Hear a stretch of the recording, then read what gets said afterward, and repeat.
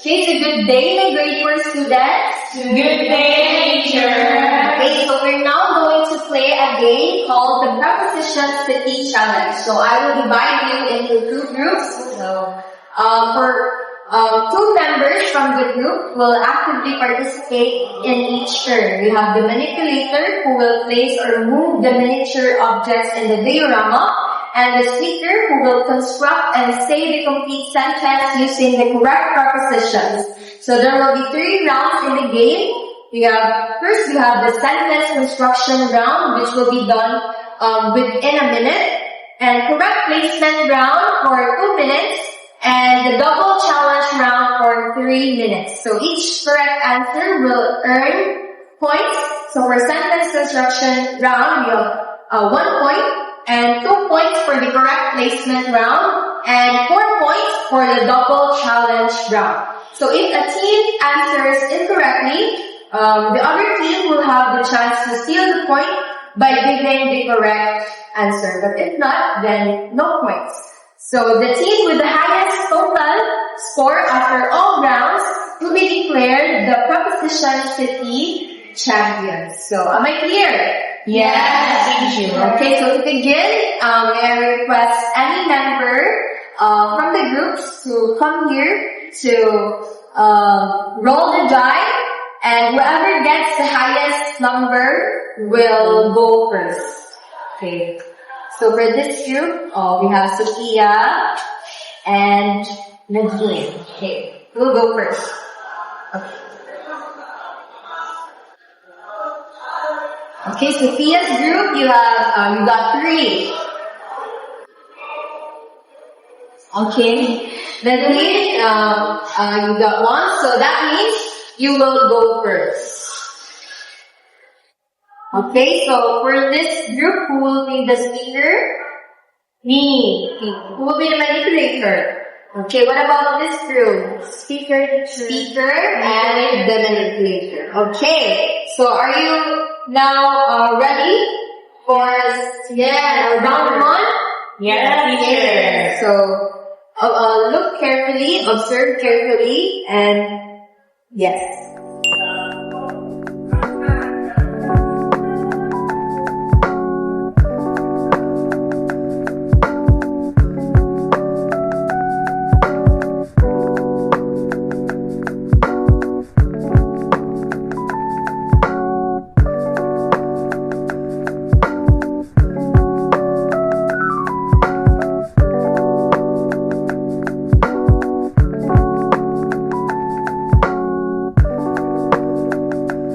Okay, so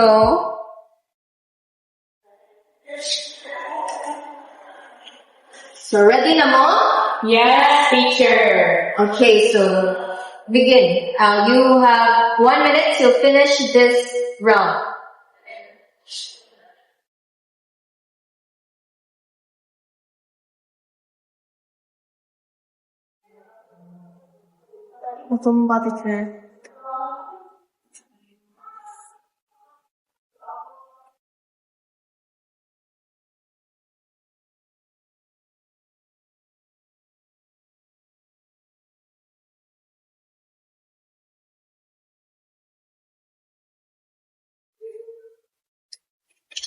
Lugay lagi sila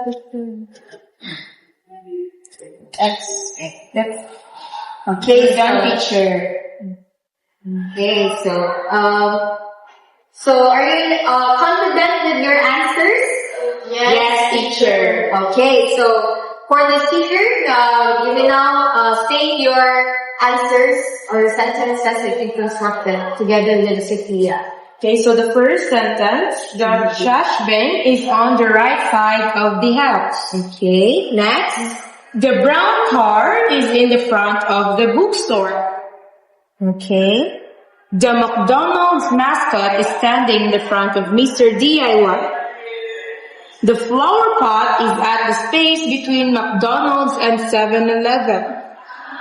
That's all, teacher. Okay, so na isa ka sentence na wrong ninyo, so that means you have the chance to steal the point. So asa ato nga sentence ang feel ninyo nga sayop nila? Okay. Our pot teacher, because our trainer says So what should be the correct sentence? In. So, ikot that. The flower pot our pot is in between the McDonald's and 7-Eleven. Oh, okay. Okay, so team 1, you got 4 points and you have now na steal na points na 1 point for team 2. Okay, so very good. Now let's proceed to the second group, Nadine's group. Okay, so let me first manipulate the object.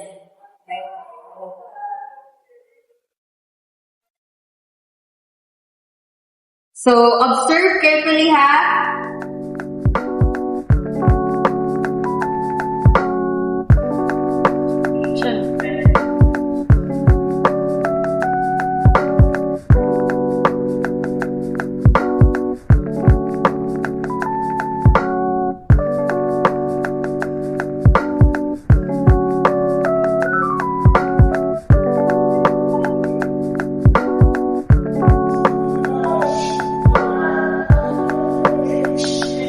Okay, so na-place na ako ang mga objects. Now, it's time for you to construct your sentences based on the objects that I placed. So, you got 1 minute, you have 1 minute to finish this round. Your timer starts now.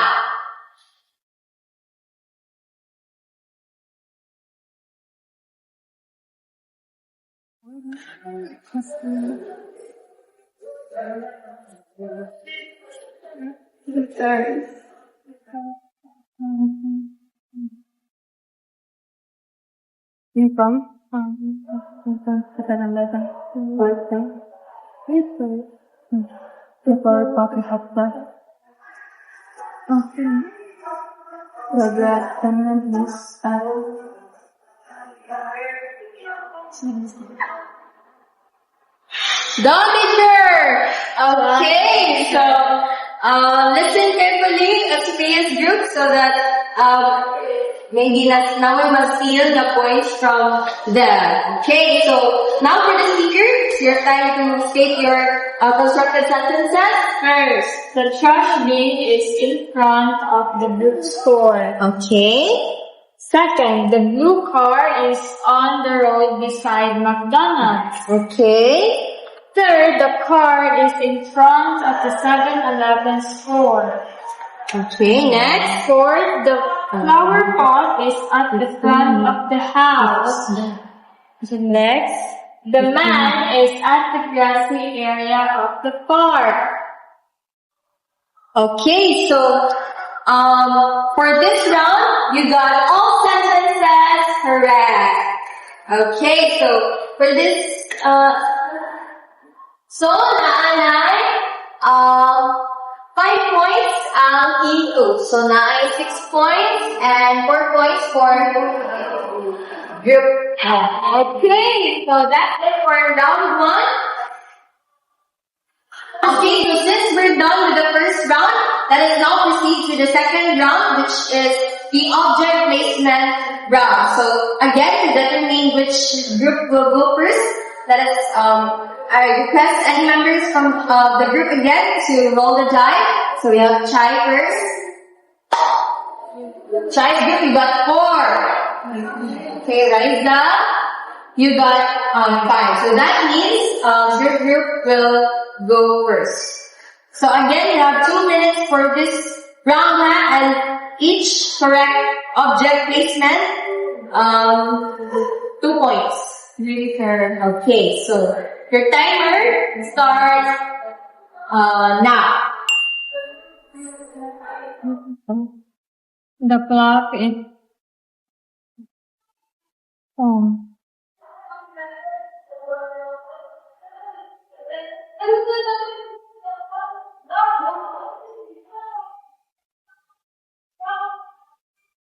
Oh, yeah.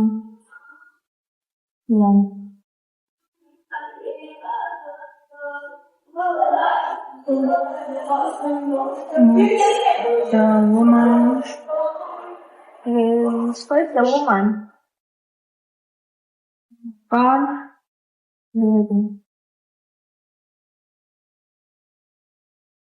Facing the girl. Gusto mo barog, teacher? Hindi siya mabarab teacher. Ano yung The white car. water in sun in the road. In the road. The flower pot. Yeah. Mana, teacher? Done, teacher. Okay, so now that you're done, it's now time for the speaker to seek your answers and i-point ang inyong mga objectives. Okay, so First, the clock is set at 10:15 p.m. The clock is set at 10:15. Second, the calendar shows the exam schedule on July 15. July 15, teacher. Third, the woman wearing green is at the front of the building, facing the house. The white car is in the road beside McDonald's. And the flower pot is in the front of the tallest building. okay, so since manaman mo, so based sa inyong answers, tanawa ang blueprint guide to check if sakto ang inyong mga answers.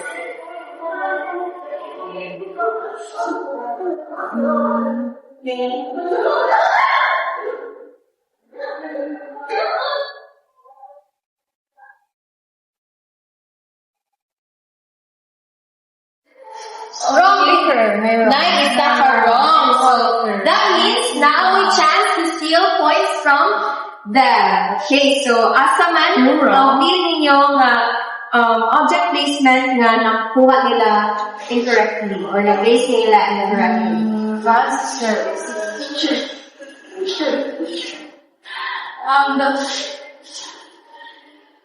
Ano sila kay white daw kay na beside sa McDonald's niya. Wala man nila gibutan sa beside. So it should be there. Yes.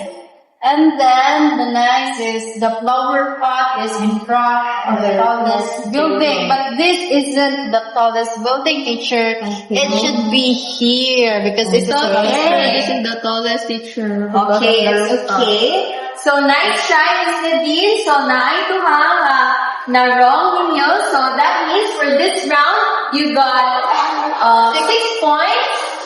And for team 2 or Sophia's group, No, we are team 1, teacher. so 6 points, and team 1 you got 4. 4 points stolen, or the stolen points from the team 2. Okay, so thank you, Miss Rai and Miss Nadine. Let us now proceed to your group. So are you ready? Yes, teacher. Okay, your timer starts now.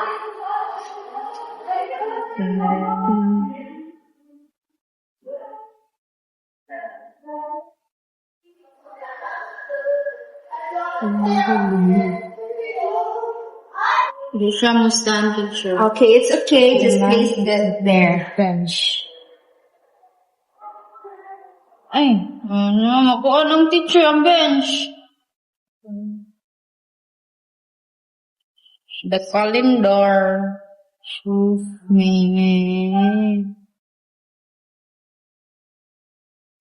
Here. Look.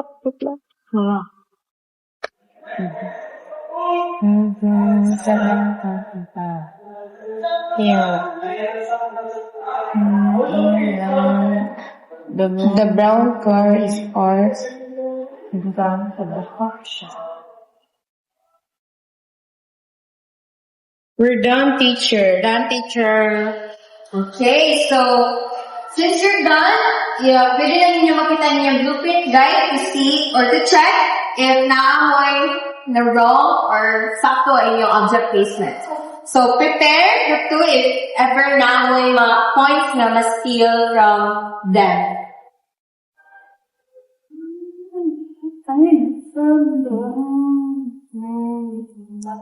Still. Nami usa pa wrong, teacher. Okay, so naisa ka wrong ang team 1. So that means you have the chance to steal that point them. So, unsa man nga sentence or object placement ang inyong i-redo? This one? Why? Coffee shop man ang sentence teacher and then Okay, coffee shop. store. Okay, so ang brown card ay na-place nila sa bookstore instead of the coffee shop. So that means this one or your object placement is correct. That means you stole 2 points from team 1. And team 1, you got 4 sentences or object placement correctly. So that means you got 8 points. Ang team 1 ay 12. Okay, so Yay! team 1, you got A. Okay, so now, thank you very much everyone for participating. Let us now proceed to round 3. So again, mag-roll na po tagday. Another representative from the group. Bring it in. Okay, Sophia will go first. You got 1. Okay, so Nadine. 4. Okay, so that means someone will go first. 3 minutes, teacher. Yes, 3 minutes. 3 minutes. 3 minutes na ang third round or the last round that we have. But prepare ha kay ang kani duha na ka preposition, missing preposition, and at the same time mag-construct mo sa sentence correctly and mag-place with mo sa objects correctly. And for this round, na ay 4 points for each sentences and object placement. So, am I clear? Yes, Are you ready? Ready na ba ang group? Yes! Okay, so, timer starts now. The man is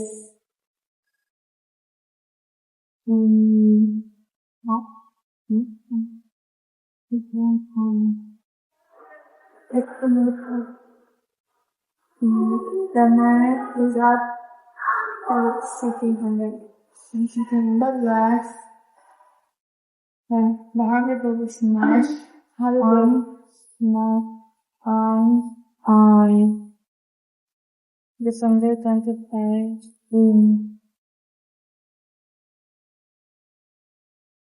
The progress is sold at 11:35.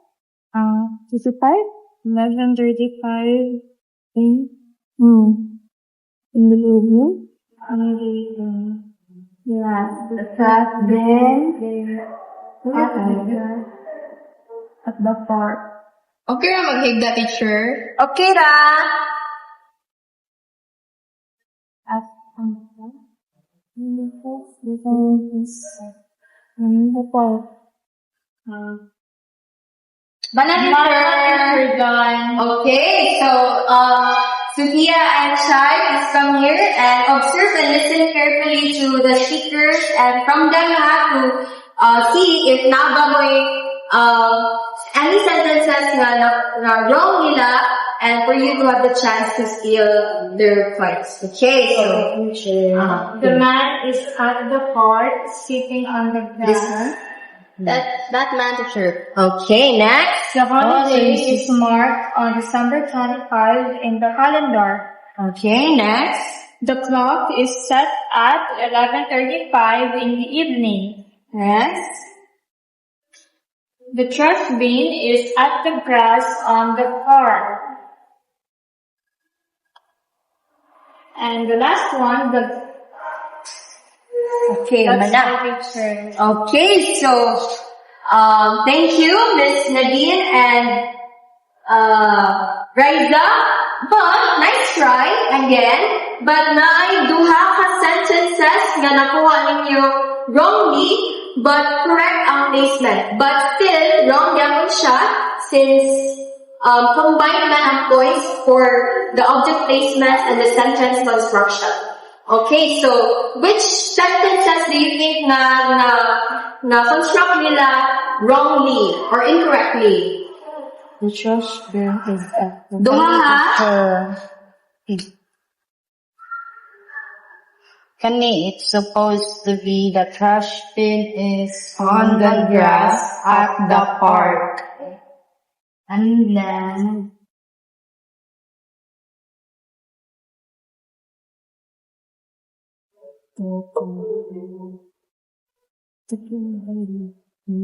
the holiday is marked. Oh? The holiday is the man of the park sitting on the grass. What's the man? Can you see the holiday is marked at katura mo na po anong picture. Okay, so nice try, Miss Sophia and Miss Try, but you got it wrong also. So the correct sentences nga dapat ma-construct nila kay katong the holiday is marked on December 25 in the calendar. Supposed to be, it should be on the calendar. So next is the trash bin is on the grass in the park at the park ang inyong giingon. But Ang mag-iingon kay on that at pagto mo pili. the correct answer is the trash bin is on the grass At the park. in the park. Okay, so that means for these two na amoy 8 points. And no stolen points for group 1. Okay, so thank you, thank you Nadine and Riza. Nice try. Miss Mia and Shai. It's your time for the last round. Okay, so ang pinaka-last na kamo na for round 3. So you got 3 minutes to finish your sentences and your object placement, and your timer starts now.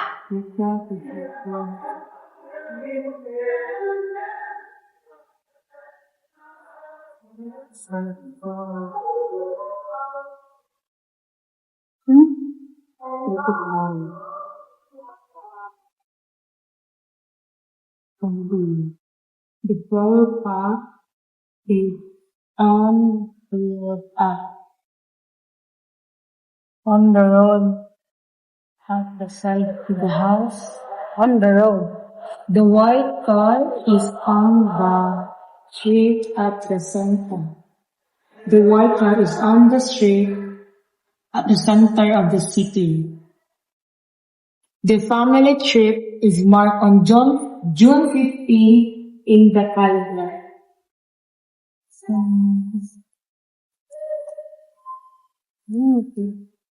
That's all, teacher. Okay, so now it's your time for the speaker to speak and state your constructed sentences. The clock stopped at 10:45 in the evening. Is it correct? Yes, teacher. Yes, correct. Next. The flower pot is on the road at the side of the house. Okay, very good. The white car is on the street at the center of the city. Okay, this one? Yes, teacher. Okay, correct. Next. The family trip is marked on June 15 in the calendar. Okay, very good. So you got all sentences and object placement Yay. correct. So that means you earned 10 points for 4.6. 4, 8, 12, you got 16 points for this round. So, ato na yung total. So, who will be the winner for this game? 32. 42 for 32 for team 1 and team 2, 22.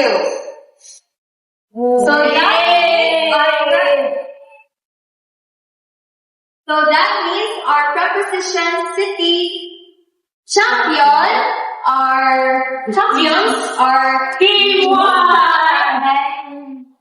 people. So thank you everyone for participating. I hope you learned a lot. And was it fun? Yes, teacher! Okay, so see you in our next session. Kay sentence cards sa first round. So, dapat unta sa first round kay silang mag-construct sa sentences nga gi-observe nila o gi-put sa teacher.